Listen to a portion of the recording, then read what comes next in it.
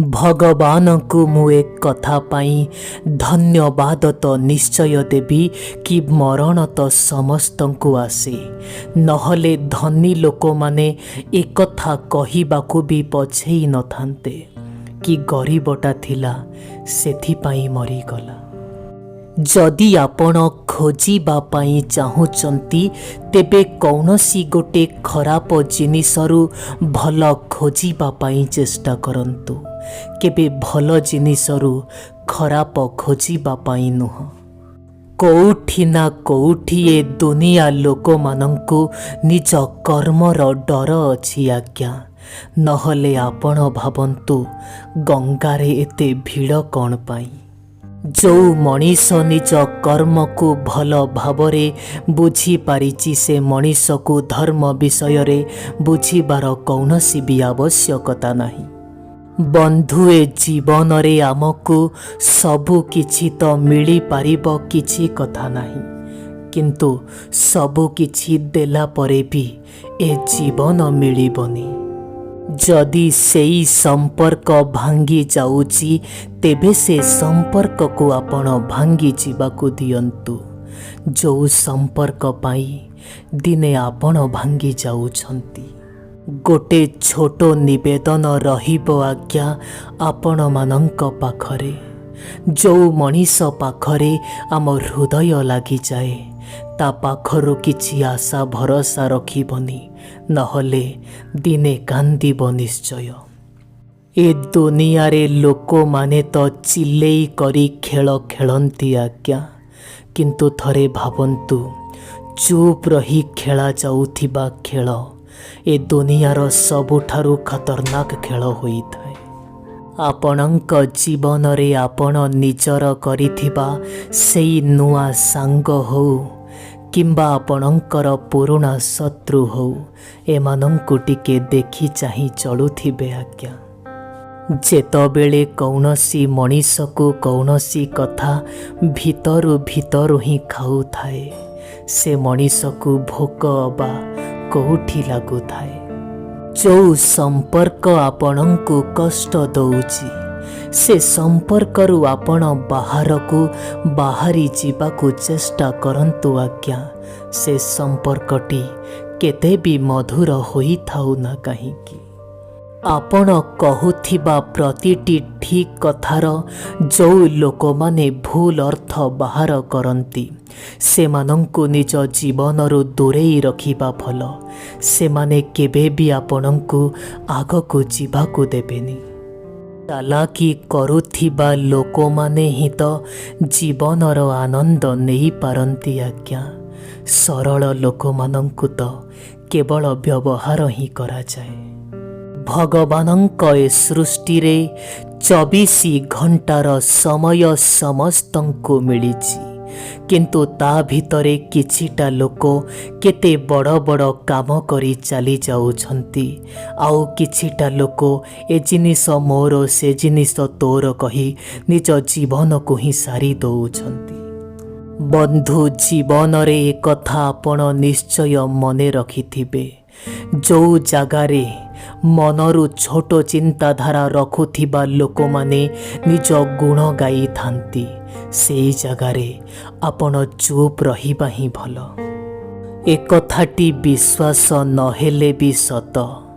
जो मनीष को आपणंकु हरेइबार डर थिबना, से मनीष किछि रागी करी कहिले मध्य आपण चुपचाप शुणी नेबे।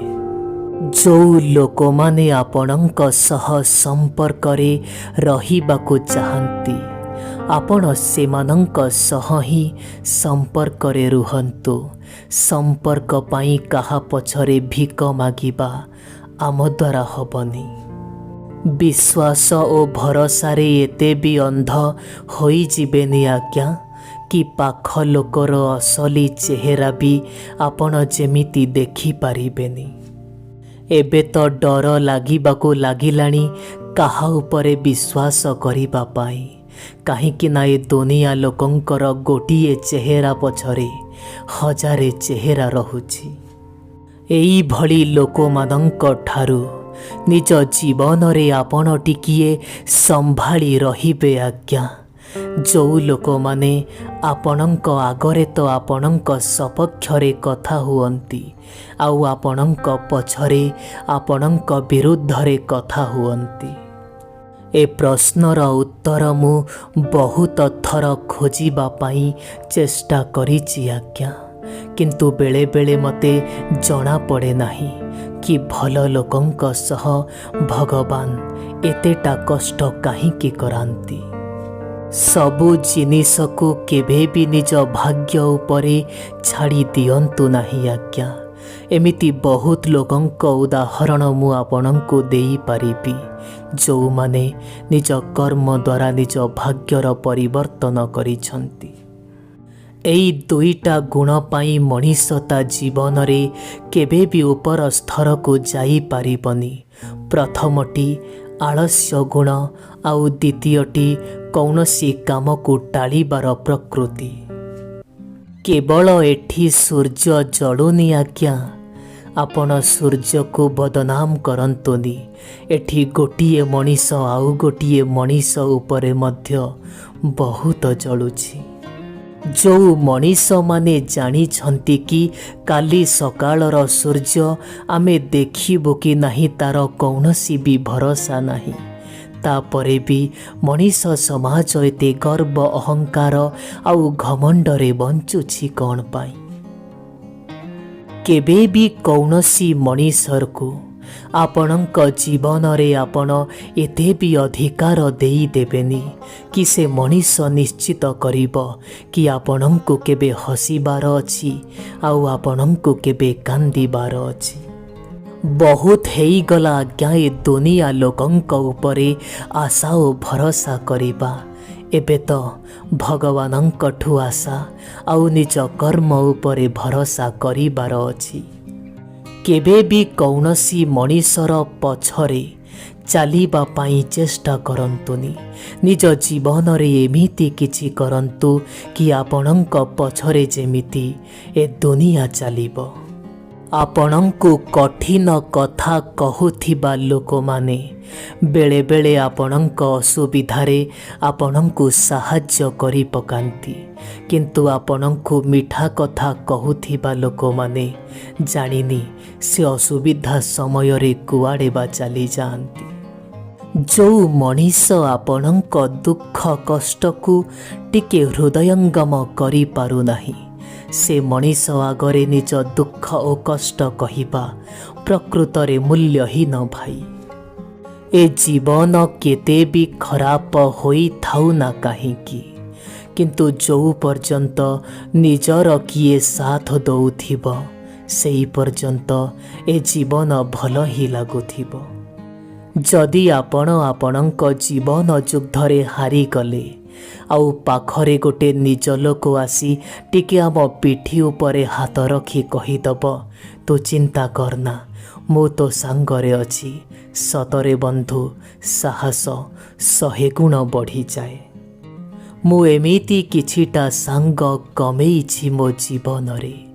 ଯେତେବେଳେ କେହି ମୋ ସାଙ୍ଗରେ ନଥିଲା ସେତେବେଳେ ସେମାନେ ମୋ ସାଙ୍ଗରେ ଥିଲେ। ଏଠି ପ୍ରତିଟି ମଣିଷର ଦୁଇଟି କାହାଣୀ ରହିଛି ଆଜ୍ଞା। ପ୍ରଥମଟି ସିଏ ଆପଣଙ୍କୁ କୁହେ ଆଉ ଦ୍ୱିତୀୟଟି ସିଏ ଏ ଦୁନିଆର କାହାକୁ ବି କୁହେ ନାହିଁ।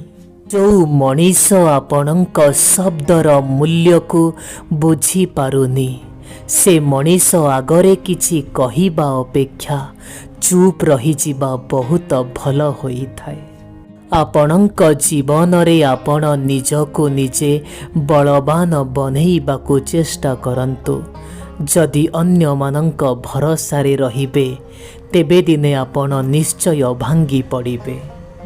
ମୋ ରାଗ ହଉ କିମ୍ବା ମୋ ଅଭିମାନ ହଉ କେବଳ ସେଇ ଲୋକମାନଙ୍କ ଉପରେ ମୁଁ କରେ ଯେଉଁ ଲୋକମାନଙ୍କୁ ମୁଁ ମୋ ନିଜର ଭାବୁଥାଏ।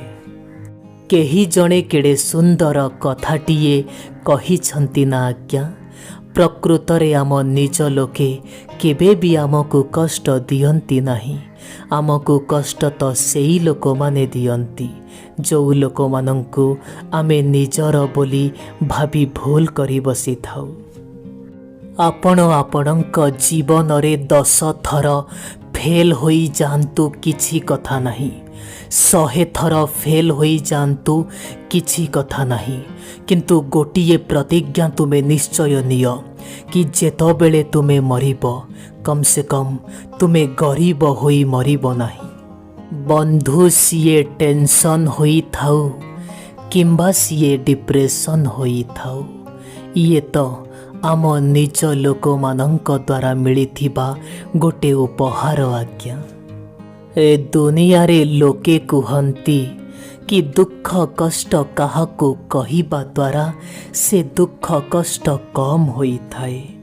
ଥରେ ଆପଣ ଭାବିଲେ ଆଜ୍ଞା, ଯଦି ଦୁଃଖ କଷ୍ଟ ଶୁଣିଲା ପରେ ଲୋକେ ମଜାକ ଉଡ଼ାନ୍ତି, ତେବେ ଏ ମଣିଷ କରିବ ବା କ'ଣ? ଗୋଟେ ଭଲ ମଣିଷର ସବୁଠାରୁ ଖରାପ ଅଭ୍ୟାସଟିଏ କହୁଛି ମୁଁ ଆପଣଙ୍କୁ, ସିଏ ସମସ୍ତଙ୍କୁ ଭଲ ବୋଲି ଭାବିଦିଏ। ଇଏ ଏମିତି ଦୁନିଆ ଚାଲିଛି ମୋ ବନ୍ଧୁ, ଏଠି କେବଳ ଆପଣଙ୍କ ପାଖେ ଟଙ୍କା ଓ ପଇସା ଥିବା ଆବଶ୍ୟକ, ବାକି ସବୁ କିଛି ଆପେ ଆପେ ଠିକ୍ ହୋଇଯିବ।